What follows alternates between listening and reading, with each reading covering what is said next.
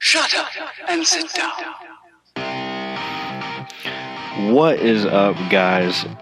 The gluten-free Jason Bessing here. Welcome to episode 11 of the Rebel Trading Group. Today is April the 18th, 2018.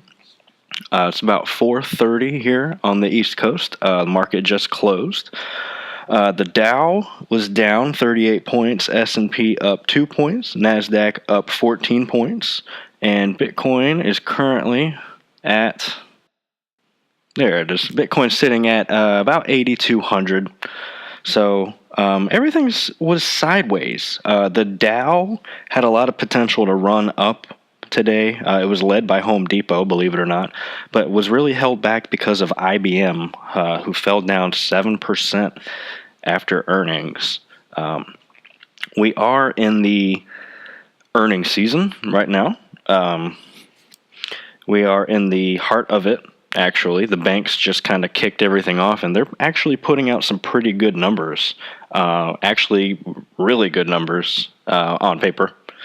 But Goldman Sachs ending up sideways after a little buy up today. Same with Morgan Stanley, ending up just sideways for the day, but JP Morgan down. Kind of makes me look at the financial sector as a whole.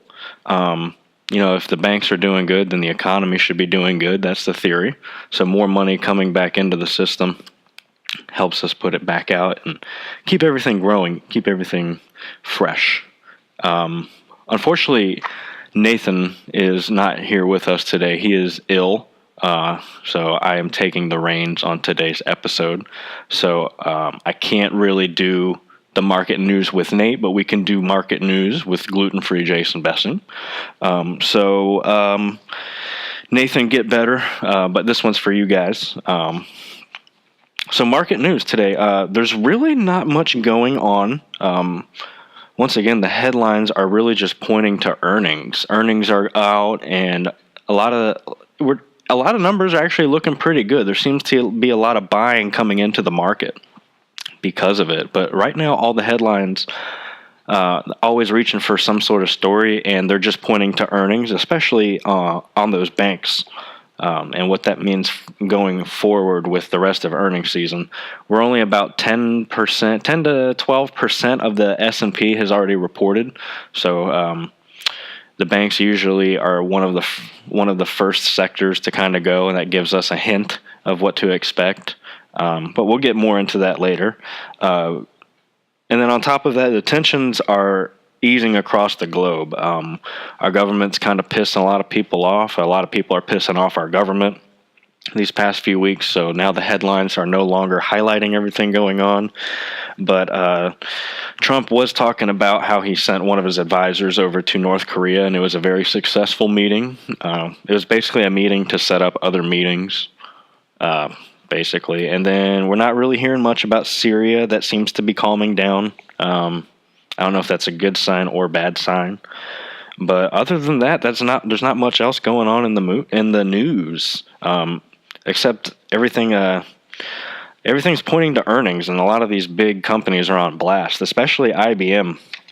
Yeah, old-fashioned Big Blue, they used to call her, I think, back in the 60s, 70s, 80s. Big Blue, is one of those. It was the Apple of its generation. It really was the most innovative company out there, most technologically driven company out there at the time.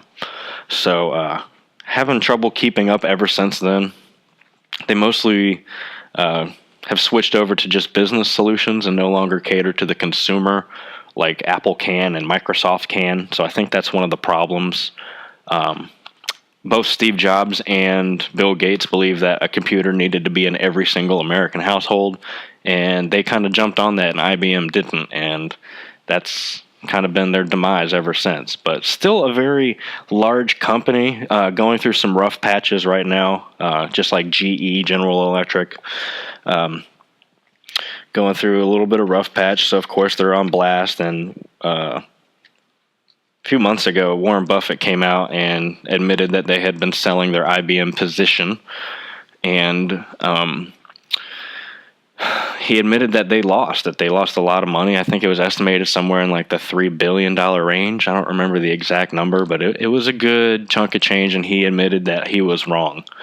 So even the smartest people out there in the world, the biggest, baddest investors that we always hear about, they're wrong. They're often wrong. So remember that in your own trading journey, that you will be wrong. You will pick the wrong stock. You will pick the wrong fund. It will happen. And you need to accept that. Learn what the mistake was and then move forward with it. And I think that's a good transition into today's episode. God, that's kind of weird to say. Into today's episode, I want to talk about position sizing. So I had just used the word talking about Mr. Buffett's position in IBM. Of course, we know a position is basically your involvement with that type of security. Like right now, I have a position in Ford. I own it. If you do not own Ford, you do not have a position in it. It's that simple. So when you hear people selling their position or increasing their position or doubling their position, that's what they're talking about. Just a fancy term for basically where they stand on ownership. So position sizing is basically how much of that one security you want to take on at once, or how much you should take on at once. So ideally, the old investment style and way that it's been taught is that you want roughly 30 stocks, and you want to hold them all between 3 and 5% in your portfolio. So when you're 100% invested, you own between about 28, 35 stocks. And that's just a general rule of thumb. And ideally, that sounds like a great way to have good diversity and good exposure to different assets and different sectors, especially. But one of the problems with that is it really goes back to your account size. Personally, I don't have the money to properly diversify across 30 different stocks. So for someone in a position like that, you don't really want to worry about diversifying too much, and you just want to go with an index fund, kind of like what my plans are. But I'm digressing right now. So ideally, you want that 30 stock, you want to divide them up. But okay, let's go ahead and envision that you decided you want to pull the trigger on a stock. You found something that you like, and it floats your boat, and you're like, okay, I'm going to go for it. I am going to give it a shot. Well, how much money should you actually put into that position at once? Because you're just stepping in. Personally, in my opinion, it's never a good time to buy a stock. It's no matter what you do when you buy it, it seems to always go down. So you can try to time it the best you can and wait for a small pullback. But when you finally decide to pull that trigger and say, okay, I am now going to own this company, I want it, you don't necessarily want to jump all in at once, unless that's exactly what you want to do. It really depends on you as a person, your goals, your personal risk type, how aggressive you want to be, and what your risk tolerance is. So some people might want to take $1,000 position all at once, and that might be 10% of their portfolio. Some people might want to put all $10,000 into one stock all at once. Personally, if I'm moving in a large sum, I prefer to enter in ladders.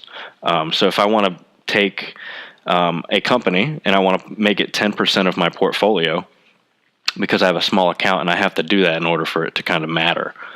So I want to enter into a company.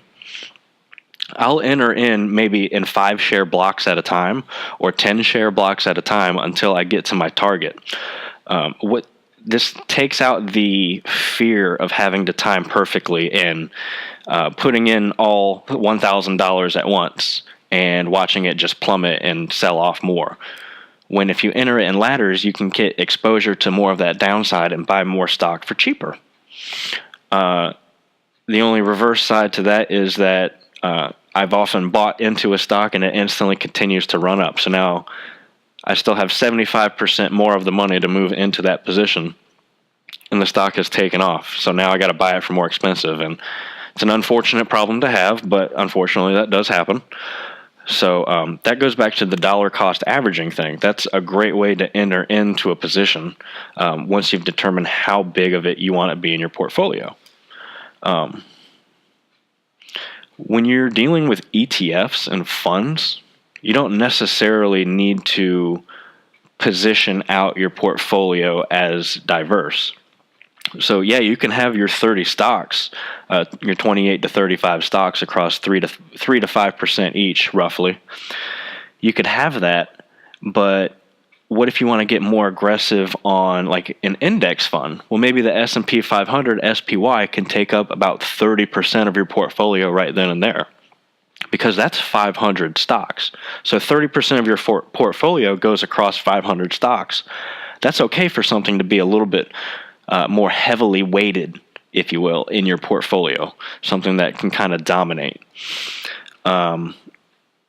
But you don't want to diversify across several different funds, because then you're going to have a problem called overlap. So perfect example of this would be someone who owns the S&P, the Dow, and the NASDAQ. Well, with that, you're owning a ton of Apple alone right there. You're owning a ton of Microsoft, and you're heavily weighted in technology, when that might not be the best way to diversify. Instead, you can compile that money and just put it all into the S&P and have all 500 stocks, or put it all into the Dow Jones and have all the 30 stocks, all those 30 blue chip stocks that really dominate our economy. So it's kind of silly to have, well, I want this ETF and this dividend ETF, and I want this bond fund, and I want the S&P, when you're going to have a bunch of overlap. And when you're looking for that price appreciation, you may just want to position more heavily into an ETF rather than try to guess 30 different stocks.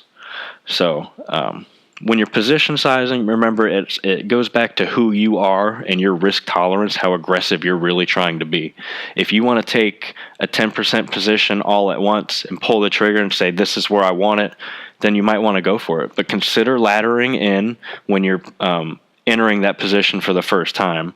But also keep track that the more of that stock you own, the more it dominates that portfolio. Yes, you can get more gains, but you're also way more subject to the downside. If you own 1,000 shares of something and then 20 shares of something else, well, every time that penny moves down, you're losing $10 of your portfolio. And yes, it can work the other way. That's why you would be more aggressive on a position or a fund or something like that. It can work the other way. So it all goes back to who you are. But you need to be careful. You always want to identify how much money you are going to put in all at once and how that's going to affect your portfolio going forward. You really got to know how your money is going to move once you have moved it yourself. And that's kind of just it on position sizing. Once you know who you are and you found yourself, your soul as a trader and investor, one of your key investment strategies is identifying proper position sizing. If you want to be 100% in one fund, I've done that before, but I've laddered into that fund so that I'm not subject to rapid volatile price swings and I can catch downside and a little upside at the same time. If you have a large portfolio, it might be a better idea to diversify across various sectors, various different stocks, but not too heavily into one. You don't want to lose 6% of your portfolio overnight, because that can happen, and it will if you're not careful. So identify who you are as an investor and what kind of risk you are trying to take on every single position that you're entering. Identify and act upon that. And that's really all it is. That's all there is to position sizing. So I'm going to kind of leave it as a short episode. I still have what is this? Oh yeah, what am I watching this week? Well, unfortunately, Nathan is not here. I wish I could have at least got an answer for him, but I'm personally watching DVY. It is a dividend fund because you know that I am a dividend queen. What it is it holds about 100 stocks across the S&P 500 that pay, I think it's above a 2% dividend. Excuse me. I myself am still recovering from some sort of illness, but anyway, it is a tracked dividend weighted index of U.S. companies, roughly 100 stocks based on dividend yield. So has a decent yield of 3.3%, and she's on a little bit of momentum up. She is down from her highs, of course, just like everything else in January, where she touched 101. So she's still down from that. She's at 97 and has been a little momentum with the market. And I kind of like her because she contains a lot of value stocks, a lot of big blue chips. So because of that, I find more value right now rather than playing the technology and the big FANG stocks. I'm thinking that the value stocks, the big, well-established non-growth stocks, and the dividend payers are going to perform way better this year. So that's my personal opinion. That's my personal flavor. I am a dividend queen. I'm also an ETF guy because it's easier than identifying stocks and stocks alone. I prefer to play off of funds because funds move with the market, and this is definitely a prime example of it. So has some more room to run on a good little upswing. Here's a fund that I found. I'm not really watching it. I'm adding it on my watch list because I want to see how it does.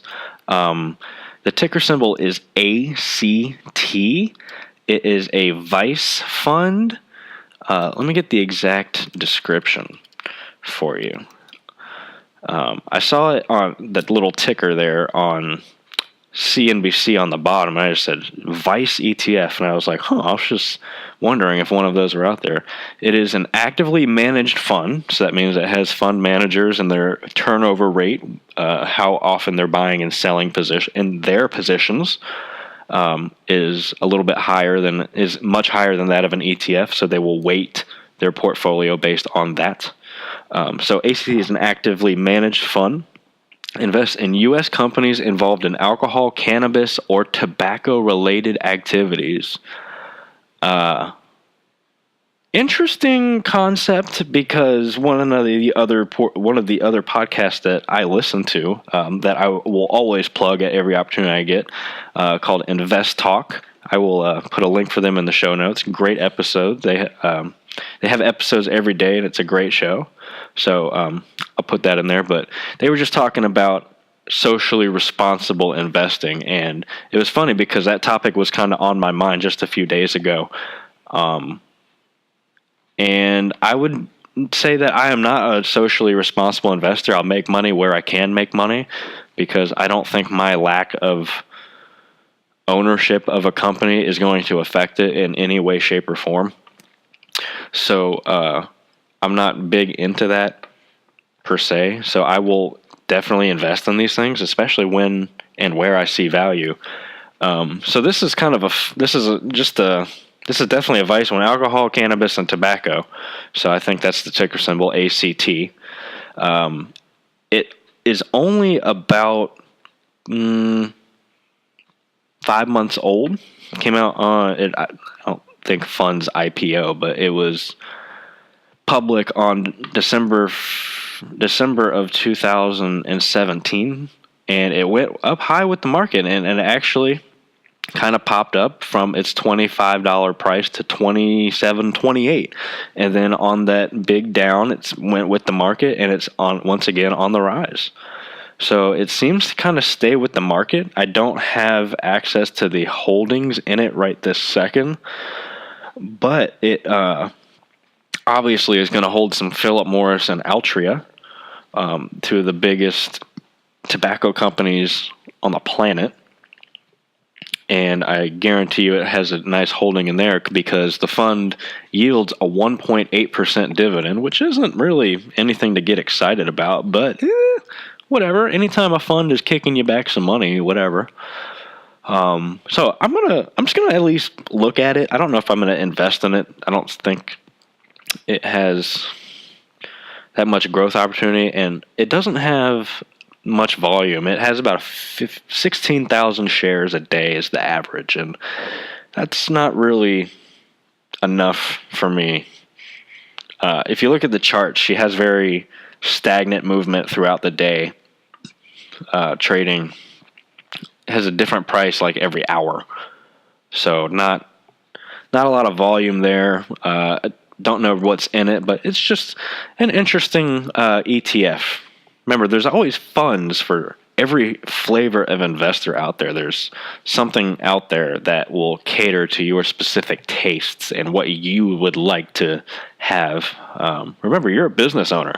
So if you find potential, like if you always wanted to own a restaurant, own some restaurant stocks, kind of play off of that desire.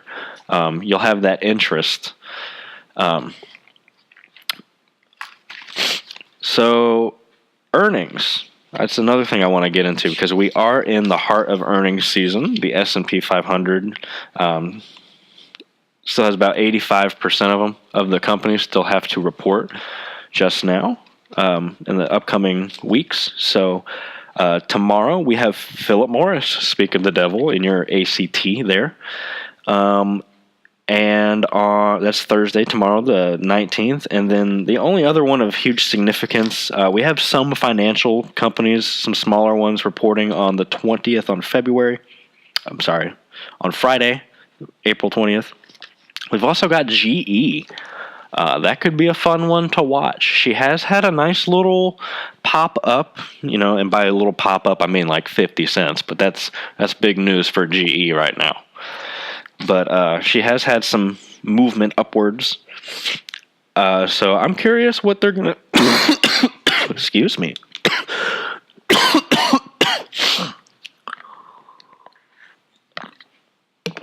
Wow, don't know what that was. They had some move upwards, so I'm curious what they're going to say. Or if we're in for more pain. There's a lot of different price targets out there. Some are at like $17 by the end of the year. Some are below 10. So I really don't know what to expect there, to be honest. And then another big blue chipper, Honeywell, a big company, make a lot of consumer electronic appliances, thermostats, AC units. They also they have like a defense and aerospace sector where they make like oxygen rebreathing systems and air purification systems. So big company there. That's another fun one to watch. Another big blue chip, one of those buy and put in a drawer. So other than that, yeah, there are tons of other smaller companies, but those are just some of the ones that I wanted to highlight. And that's about all I have for today. I'm going to keep it as a short episode. I hope you enjoyed position sizing. I kind of rambled there. I know it's hard to do without my co-host, but I know he's sick. And I know when you're sick, the last thing you want to do is keep talking and talking and talking and thinking and talking. So hope you feel better, bro. I got you.